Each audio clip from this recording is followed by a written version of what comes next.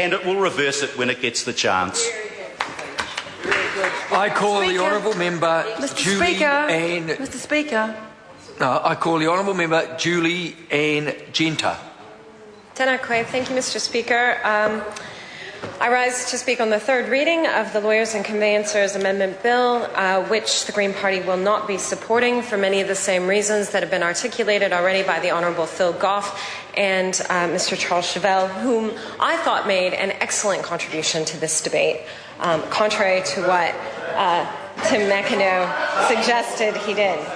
So I'm not going to speak much to the second part of the bill, which we thought was primarily sensible, uncontroversial amendments, which we would have been able to support if it weren't for part one of the bill being so anathema.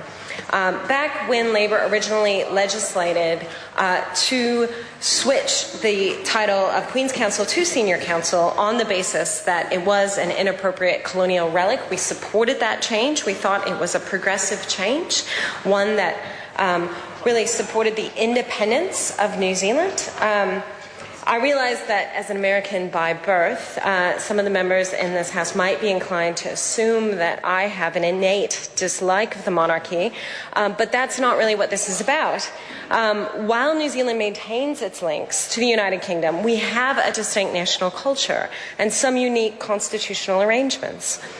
The Statute of Westminster Adoption Act passed in 1947, and more recently with the Constitution Act of 1986, they stand out as practical and symbolic measures from which we've set out enhancing our independence.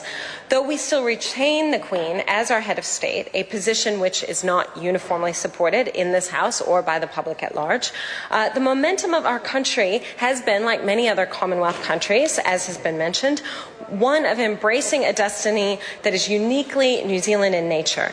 And such was the reasoning behind our acceptance of the Labour government's changes in the area of titles. The title of Queen's Counsel is a colonial relic. It does not reflect the distinct character of our cultural identity.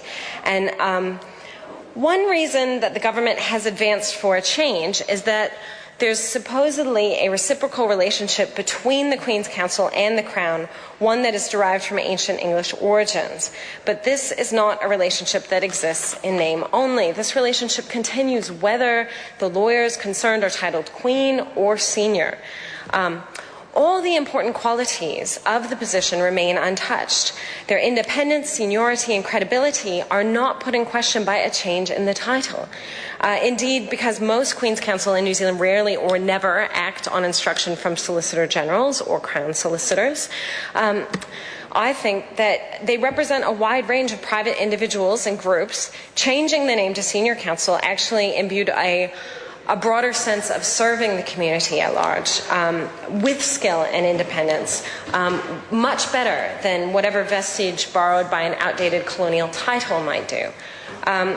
Perhaps the more interesting arguments that we considered in the Select Committee and in the debates around this bill were those considering eligibility. Labour originally legislated to allow the full profession to be considered as potentially worthy of having the rank of Senior Counsel bestowed upon them, rather than uniquely barrister sole, which had been a tradition up until that point.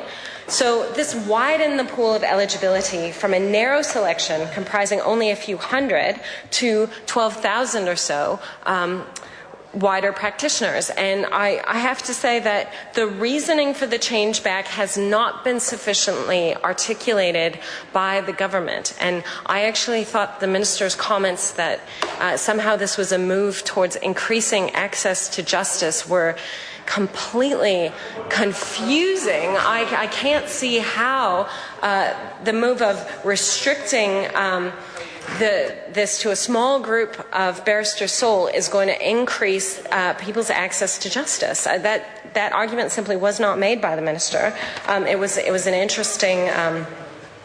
interesting diversion, I think, on her part to try and imply that the opposition were opposed to access to justice, which is really laughable when you look at what this government is currently doing to access to justice through increasing the fixed fees to access the family court through the Legal Aid Sustainability Amendment Bill, which I have grave concerns about. Can Kennedy Graham, during his call on the first reading of this bill, which we did support to select committee because we were interested in the provisions in Part 2 of the bill, and we were hoping we could ameliorate the proposals in Part 1. He made reference to Simon Power's statements when the original changes that were made that opening up eligibility would capture senior lawyers who undertook substantial commercial work for the government. And this could at least advance on the part of the government. There was the argument that this was going to limit independence, but I don't believe that that argument has been proven to occur to such a degree that the integrity of the position had been called into question. So another change, which we have come to disagree with in this bill, is as a regressive step, is regards to the selection process. So this bill removes the selection panel for QCs and replaces it with a requirement that the Attorney General consult with the New Zealand Law Society and the New Zealand Bar Association. So this seems very ironic in light of the government's purported concerns around independence, because the selection process that's being implemented now seems to open up the process more to political influence rather than less. It just is another example of complete and total inconsistency on the part of the government.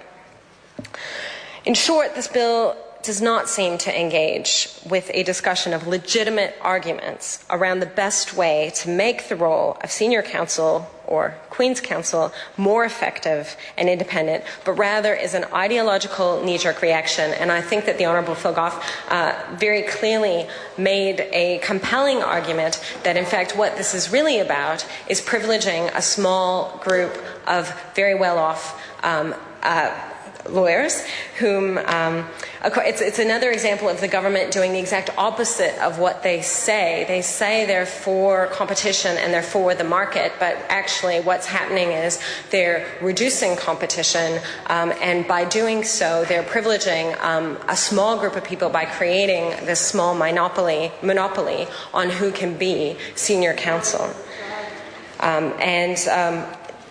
I think that it's really unfortunate that the government is taking this step.